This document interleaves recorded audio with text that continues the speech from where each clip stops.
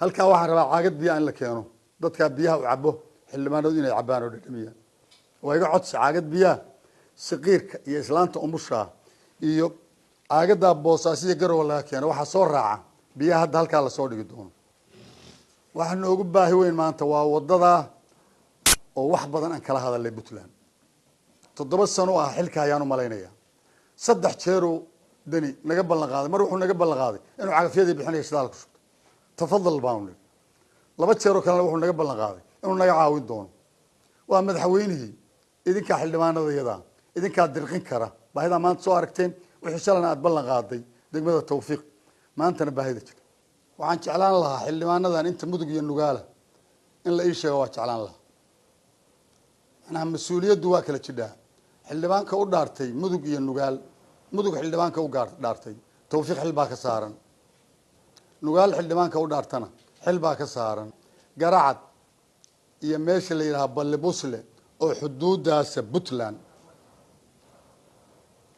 amnigeeda anaga soo xil saaray waxaan aaminsanahay ilaahay inuu nagala xisaabtanayo Puntland baan sheeganay wax kastana adduunka amniga ugu qaalisan ilaa garacad iyo Ballebusle ilaa laga gaaro oo sida meerkaas ciidanka jooga waxaan u maleynayaa tayada 100 nin camal oo nin jiran yeelanaya oo nin magaciisa yeel oo daraawish iyo maaqan 10 nin kale oo hadda tababarba ku maqan oo booliska baa wax federaal waxaa la Puntland mushaar ka qaata nagu jira ciidanka joogaana kuwa ka badan yahay hadalkayga ina cid la dhigtaan ma rabo ciidanka jooga kuwa ka badan yahay waxaana la ku baryayaa 500 oo wiil kaliya keen oo bartooda mushaar ku qaata 500 oo wiil oo bartooda $300 ku qaata keena waxaanu ku mahmaahnaa mararka qaarkood hasha labada geel jecel midna gaari weeday bartamihii dhulwaa uu ku cunay yeynaan noqon ninka ragay mabda buu leeyahay waxaan rabaa 3 qodob kaliya inaan taabto warkaygu waa koobay qodobka koowaad ilaah baan noo keenay ragii hore ka soo sheekeeyay xildhibaan malihin xildhibaanada looma imaan jirin shacabkana xildhibaanada u dooda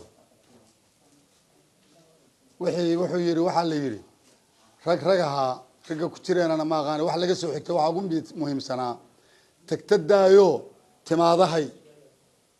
wixii markaa ta wixii ku dhaafay haday wanaaga haday sharahayn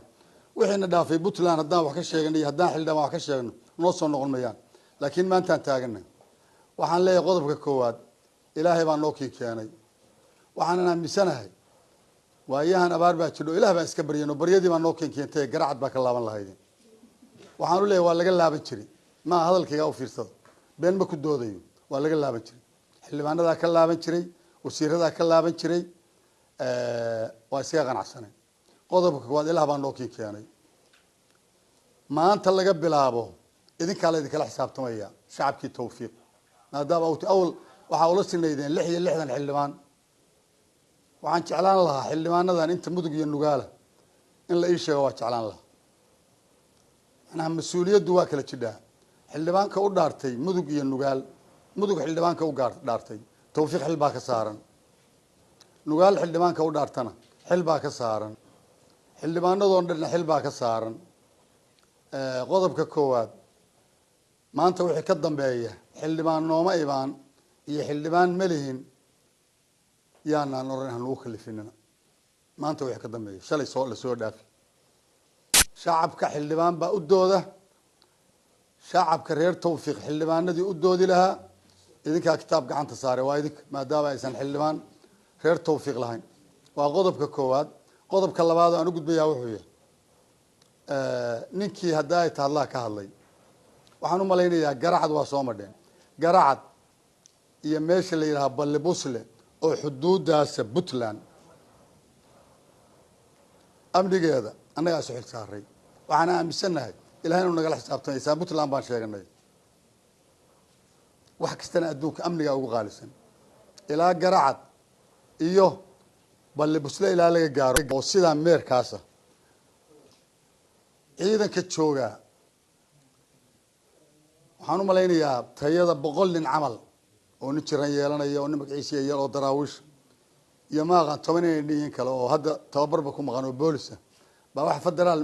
waxaan leeyahay Puntland mushaar ka qaata nagu jira ciidanka joogaana kuwa ka badan yahay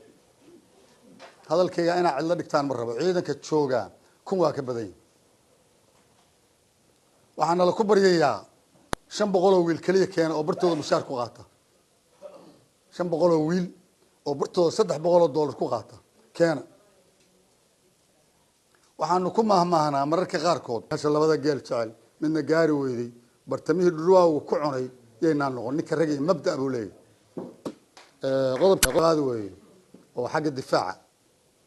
qodobka saddexaad ugu gudbayaa wuxuu yahay inaan ka baxaan jecelahay hadalkeena tawfiiq abaarta Soomaaliya ka dhacday mid la mid ah ka dhacday waliba balka aale 4 sano hadda magaalada taagantii Rooma qaban 4 sano oo go'an magaalada gudaheeda Rooma qaban abaartaas markay dhacday ninkii hasha afarta waaxood ka mahmaahayo waa la tagaa degmooyinka Puntland ilaa iyo maalintii la bilaabay isku tashigii iyo wax ururintii waxaan u malaynayaa waxa naga soo gaaray ama xildhibaanada qayb baa ka warqabta ama waa ka warqabaan kormeerna nooma imaan cid baa ay qoraysan nooma imaan hadda waxa jooga magaalada dad ilaa 10 qoys gaaraya oo inta gacantooda maraatay soo xirooday ilaahay mooye dawlad u xil qabta ma haystaan oo qoraalkooda loo gudbiyo shacabka masaakiinta oo iyagu duruufta la wadaaga bay wax la wadaagaan 10 qoys kuwa sheeba baa ku jira waxa ku jira dadka soo xirooday in la yudsana waa jeclaan lahaa nin sheeba oo culimo u diin ahayo ftada saa ugu gurguuranay intii abaartu dhacday ka hor waa soconayay laakiin daaya waxa isugu darmatay nafaqa dar abaarta marka waa soo kufinaya xoogaa waxaan u yeelanay waxaan dareemaynay miidiyaha dadkaas oo kala markii gobolada loo tago qolo wax u dhistayaa hay'ad wax u dhistayaa qolo wax u qabatayaa qolo lacag siisayaa qolo xoogaa biyaa siisayaa anaga dadkaas soo xirooday waxay la nool yihiin dadkii duruuftu haysay oo la mid ahaa bay la nool yihiin xilligan hadda lagu jiro xoogaa roobka la helana waa la socotaan tawfiiq seemada looga hayaa iyo balle busli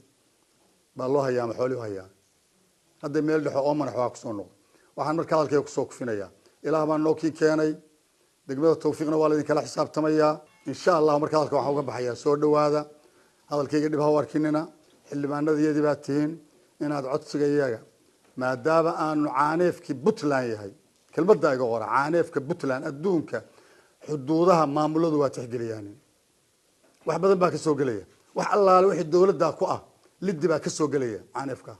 halka u fiirso wax allaale wixii dawladda liddi ku ah 24 saac bay nala shirayaan qarsan mayno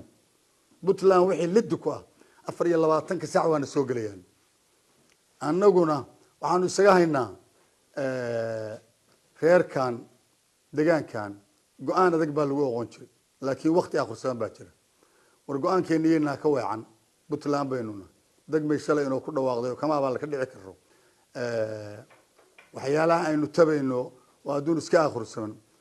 soo dhawaada xildhibaanadii baatiin waa idin soo dhaweynaa waana idin salaameynaa wixii faahfaahin ama baahida degmadana xildhibaanada sheegado waxaan rajaynayaa inay qoraal idin ku siin doonaan wixii ugu muhiimsan ka qaataan idin leeyahay xoorinina waa aqana maamul waraaq baa loo dhiibaa xagga la geeyaa xagga la dhigaa waraaqda la idin dhiibi doono maanta tawfiiq la idin ka dhiibi doono wada qaata idin lama helin laakiin wixii ugu muhiimsan ka qaata waxa noogu daran oo maanta noogu baahi weyna halka waxa rabaa caagad biyo in la keeno dadka biyaha u cabo xildhibaanadu inay cabaan oo dhadhamiya waa iga codsi caagad biyaha saqiirka iyo islaanta umusha iyo